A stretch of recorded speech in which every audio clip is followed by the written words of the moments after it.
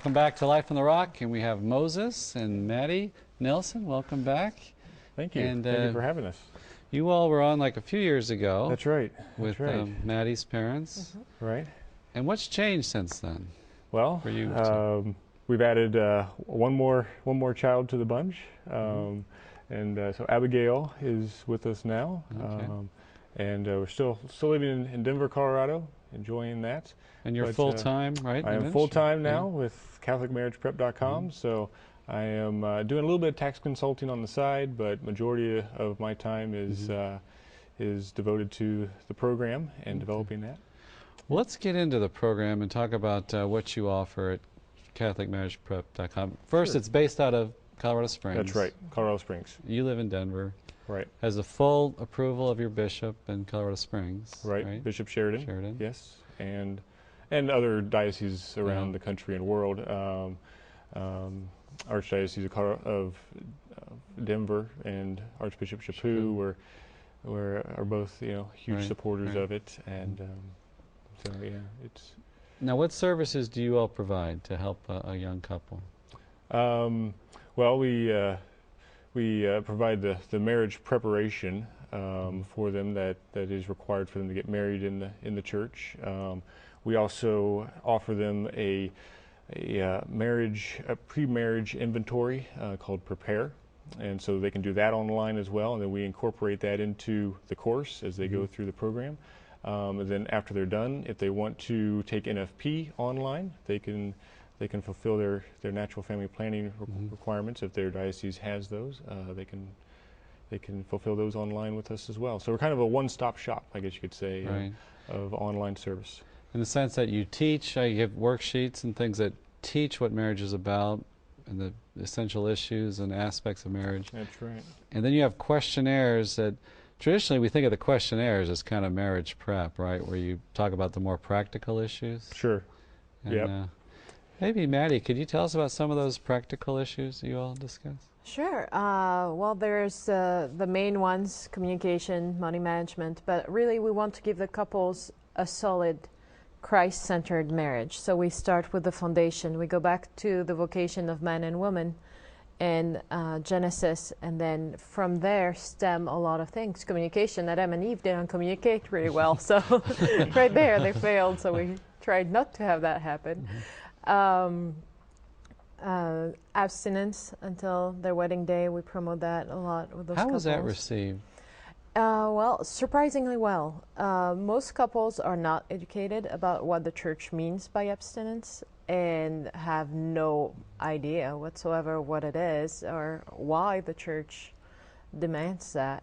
And when they are told the truth, when they are taught the truth, they welcome it, they embrace it. We have we encourage the couples to sign an abstinence pledge card to each other to remain chaste and abstinent until their wedding day, and we have a 97% success rate. Wow. 97% of our couples sign. So you have couples coming to you from the full spectrum of really devout or maybe nominally Catholic? That's right. Yeah, and we assume that they have no formation in the faith. That's kind of where we start, and then we lay the foundation from there.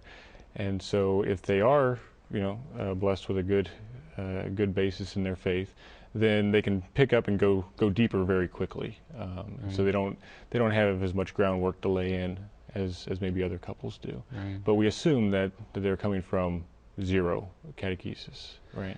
So some dioceses will point their couples to you, and this will qualify as marriage prep for them to get married. That's right. That's right. Yeah, we cover the sacramental and theological aspect of marriage as well as the life skills portions. Right. Yeah. And I think that's a good point to make, because that is required, right, for a valid marriage, is that you intend what the church intends here. Right. And there's a misunderstanding about the fundamental vision of marriage, right? That's right. Can you talk about some of those misunderstandings in the couples you have coming to you? Well, a lot of couples don't understand that they are asking a sacrament of the church, and so they don't really understand that relationship between themselves and the church, and so they are submitting themselves to the goods and requirements that the church has set for marriage, being open to life, and being faithful to one another and being married for their whole human life. Right. So there's no indissolubility Right. of marriage there. And Mattie, I know you made the point to me when young people hear this is what they want. I mean, fundamentally, we want this out of marriage, right? To be committed to each other for a lifetime. Isn't that what love Yes. naturally is? Absolutely. And girls, women especially, that's what they want. Right. It's wired in us. We want that. Right, So it's once you're faithful with the truth, you cannot do anything but embrace it. Mm-hmm. It's just that's what you are. So Right. What do you think are some of your program strengths that makes you good at what you do? Well, I would say the content, for one. The content is based on John Paul II's theology of the body, based on canon law, on the catechism of the Catholic Church. And so the fact that it's true to the church, I guess, is one huge strength in today's secular culture. Another one, I would say, would be the format of how we teach, one-on-one, mentor-led by a married couple. They've been married and they live their faith in their marriage, and so the instructor couple, they are faithful to the magisterium of the church, and they are living examples of what they're passing on to these other couples. So that would couples. be you all plus how many other couples are involved? We have 8 other engaged couples. I'm sorry, married instructor couples who are instructors in the program. It's got to help having a name like Moses, too. I mean, having a faith-based program like this, and your name is Moses. Yeah. Emphasizes like the that. law. Moses, the law, great prophet. I mean, that's got to help. Do people ever mistake you for him and want your autograph? Or? No, they haven't. It's probably because of the beard, you know, lacking the beard. But it's relating to modern day, it's understandable. But and like Mattie said, the results I think are another great strength of ours, where 97% of engaged couples coming from whatever background, they're accepting the challenge of abstinence in today's secular world. 95% accept the challenge of living out their faith in marriage through natural family planning, or NFP.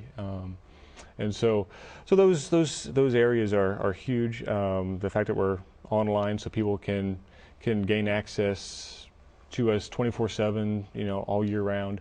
The fact that priests can stay involved with the couple as they move through the program, that's, I think, a large strength. That's an interesting point too, because you all, like from the questionnaire part, you can talk to the priest and talk about findings and issues you see there, and it can help them prepare the couple, right? Because he can discuss that. Right. So the priest can ask the couple to email or print off the material that they get from us, and they can review them together. That they can stay involved 100% of the time throughout the whole process. So it's not impersonal in the sense that it can be done online, but you all give feedback and you talk on the phone with the couple. And that's right. Yeah. And the majority of our communication is done electronically, either via email or these worksheets. But we try and strive for the right balance of technology. Obviously, you can have a very impersonal course and have no human interaction, but we like to combine that high tech with high touch, and so the couple does feel connection on the other end, and so that they know that there is a living human person and couple on the other end of their worksheets. And what do the couples say? Maybe ones that have gotten married, what feedback do they give you? 99% of the time, very, very positive. Very, very positive. The 1%, there's other issues underlying the service, but 99% of the time, from all couples coming from different backgrounds, whether it be convalidation or interfaith, whatever background, they're very, very positive, very positive. And Mattie, what's new about the program since you were on? What changes have you all made? Well, Moses already touched on it a little bit. We've implemented the Prepare, the premarital inventory, with a group called Prepare, which is the same thing as a focus test. It's mandatory for anybody getting married in the church. It's a compatibility test. We've also implemented 2 NFP programs. One is Northwest Family Planning, and the other one is Fertile View. And Fertile View is actually pretty cool. It's all online, and you get a program, so your chart is all digital on the computer and everything. So there's like an app for it now, or is there? I think they're working on the app. There is almost an app for it, guys. High tech with high touch. Yeah. Let's see what else. Oh, we've improved our questions to make it more personal. Before the couple just answered a couple answers, but now there is his answer and her answer to push them to also have a discussion between them. Because what we want is those engaged couples who come and might not have touched on any of those questions. Abstinence, NFP, kids, we've never even thought about talking about kids. Right. And that would be bad, really. But do you find a lot of the couples already, the communication just is not really existing in their relationship on these levels, in these areas? a lot of them, they aren't, and they tell us in their feedback, those are stuff we thought we had down, but we had never really talked about it. We just assumed that we were thinking the same thing. And so all those questions really helped us deepen our relationship and really dig into those questions.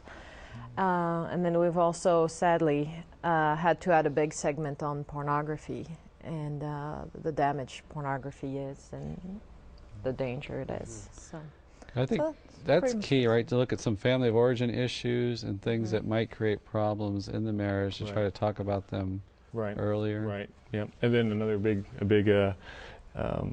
thing that we've been blessed with this past year was an imprimatur from Bishop Sheridan in Colorado Springs. So permission to print the course with no changes. And we should talk about that too, because you offer live courses, right? That's so right. How does that work? So dioceses, parishes, they can come to us and they can teach the same material that we teach online, and they can bring that in-house to their diocese or parish, and they can send volunteers to us, and we can train them, and we provide material, PowerPoint presentation, and then they can teach the same material to their engaged couples at their, local parish or local diocesan center or whatnot. And so that's something that's available for priests and parishes as well. So. Now you're a numbers guy, accountant. You studied numbers. I used to be. I'm still recovering. Still recovering. But now it's interesting that you all work as a team. Mattie, do you use like intuition on some of these questionnaires and look and maybe pick up things that maybe the numbers guy doesn't? Or yes and no. It's a good. We complete each other in marriage, but also in the work where.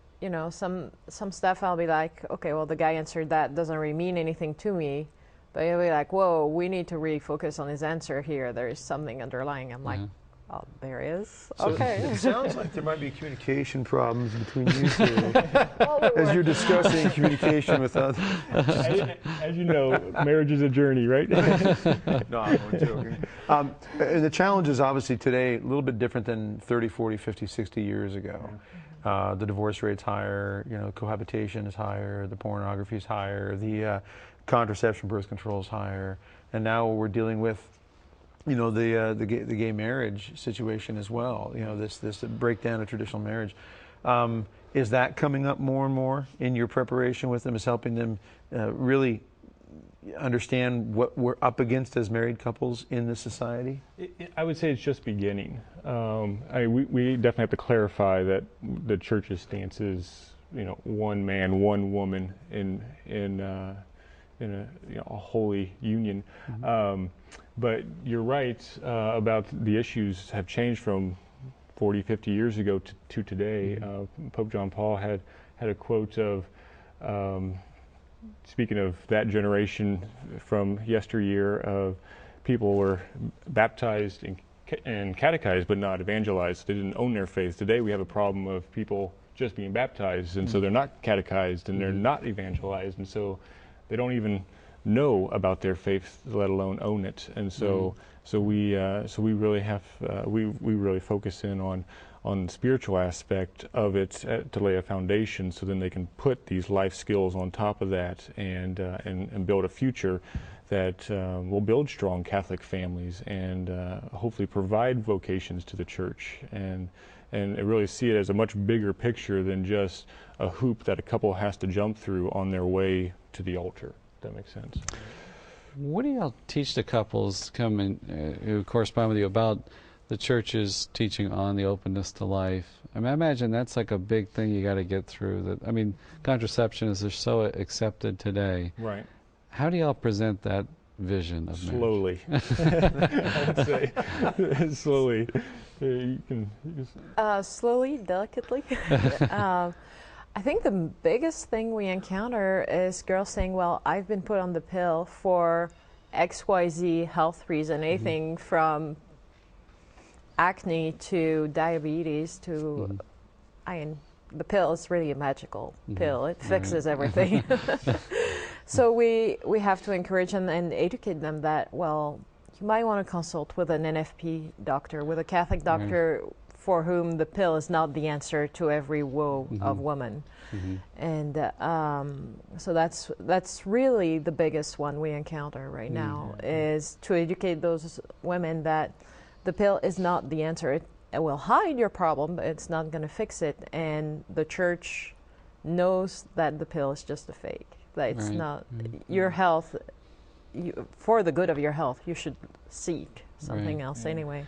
And is there a fear of like embracing children? I mean, just maybe worried about the money aspects, or it's going to change everything. It's going to take all my time. And oh yeah, I think so. I mean, I definitely did. I won't speak for her, but I definitely did. But they've been the greatest adventure I've ever been on.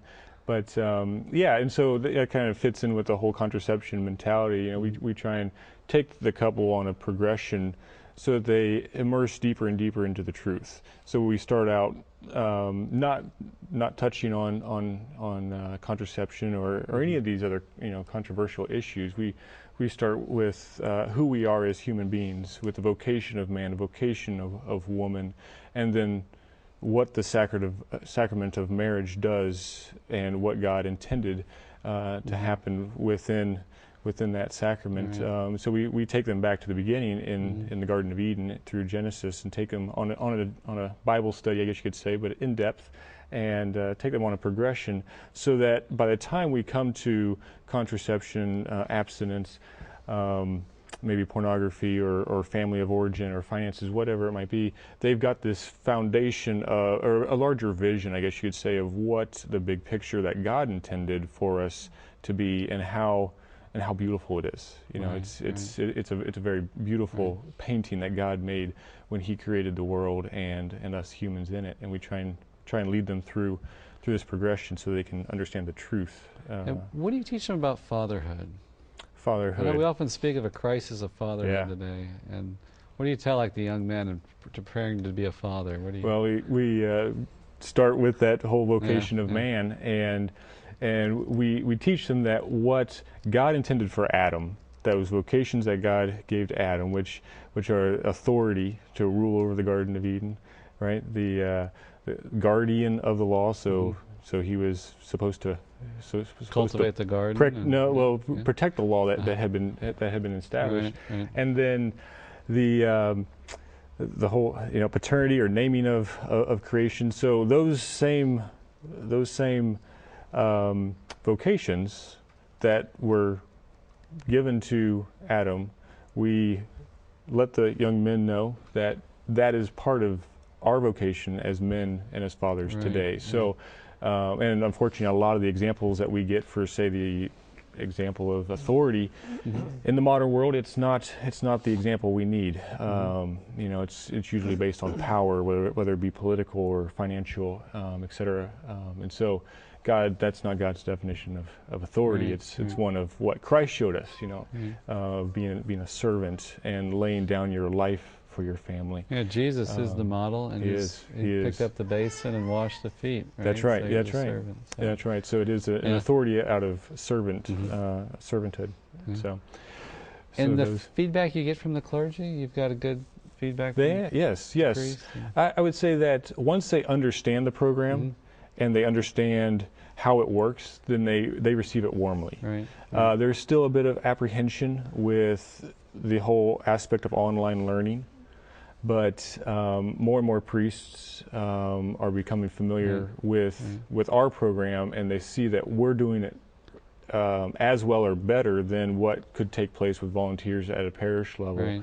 And so once they understand it, once they dig under the hood and see the details of it, then they warmly accept it and are enthusiastic about it.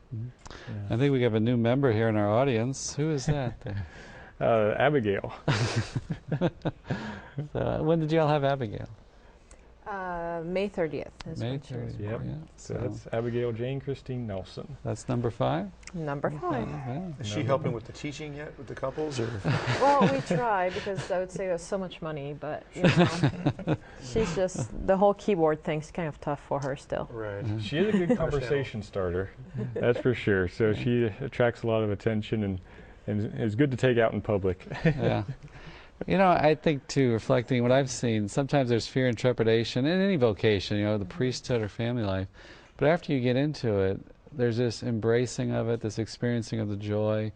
Children change everything, right? For the better. For the better. Yep. and just fill your life. So I think that's so important to get that message out there. Yeah, it is. The vocation or the mission that God has for each one of us is way better than anything that we could devise on our own. Right. If you became a businessman instead of a priest, there'd be a hole in your heart. If I became whatever else instead of a husband and a father and part of marriage prep, there'd be a hole in my heart. So.